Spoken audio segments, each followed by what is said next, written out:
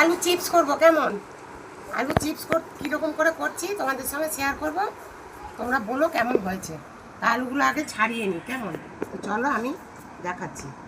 তো আমাদের না ছাদ নেই, তো উঠোনে রোদ লাগে না।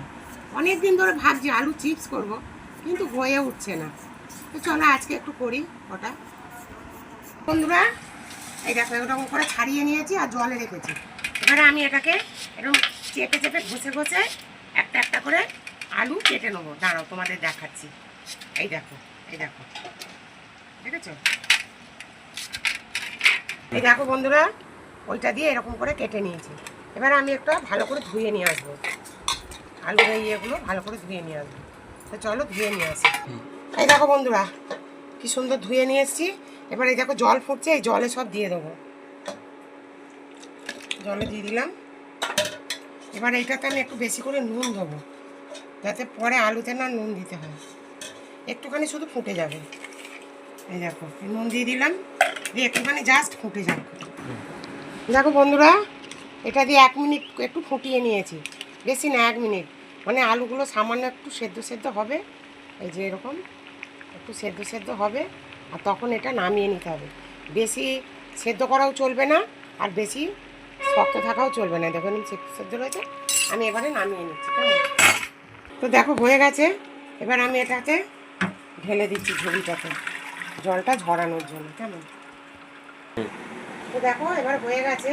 এবার একটা একটা করে আমি এরকম সাজিয়ে এগুলোকে রোদে দিতে হবে। এগুলো বড় ছাদ থাকলে বড় একটা কাপড় পেতে আর এইভাবে সাজিয়ে রোদে দিতে হয়। রোদে দেওয়ার পরে পুরো মরমরে হয়ে যাবে।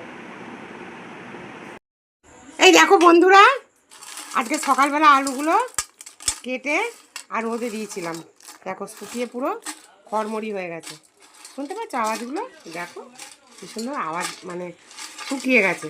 কি বলো তো, আমাদের এখানে মেলার জায়গা নেই, তো আগে আমি অনেক তৈরি করতাম করে সারা বছরের জন্য, শীতকালে তৈরি করতাম। তো দেখো আমি অল্প অল্প করে দিতে হবে, একটু বেশি না। এই দেখো আমি আলুগুলো ভাজা করতে, তেলটা একটু গরম হতো, যাই হোক। তো এই দেখো এগুলো এরকম করে আর যদি একটু শুকনো লঙ্কার গুঁড়ো দেওয়া যেত আরও ভালো হতো।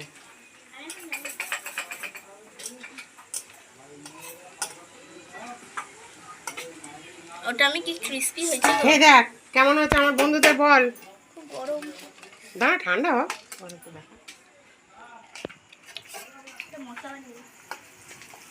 একটু গোলমরিচ দে গুঁড়ো।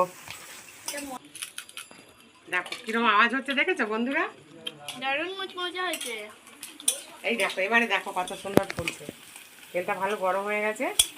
তো এরকম করে আমরা যদি কেটে, আর যাই হোক যাদের ছাদ আছে তাদের তো খুবই সুবিধা। এরকম করে যদি ছাদের মধ্যে রেখে দেওয়া যায়, 12 মাস ধরো ভাত খাওয়ার সময় ডাল দিয়ে আর এই আলু চিপস হলে ব্যাস, আর কিছু লাগবে না। দেখো বন্ধুরা, এরকম কাড়াকাড়ি করছে, দেখেছো? ভাজতে দিচ্ছে না, সব কাড়াকাড়ি করে খেয়ে নিচ্ছে। এই দেখো দারুণ হয়েছে, দারুণ হেভি হয়েছে। ওই দেখো মশলা ফসলা নিয়ে হাজির হয়ে গেছে। এর মধ্যে দিয়ে দে।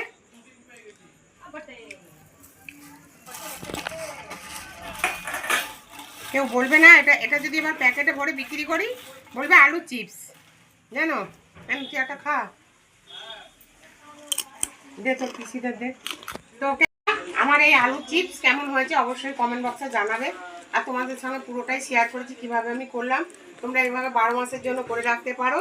আর লাইক সাবস্ক্রাইব অবশ্য করো বন্ধুরা, প্লিজ, আমার সাবস্ক্রাইব হচ্ছে না। তো চলো টাটা।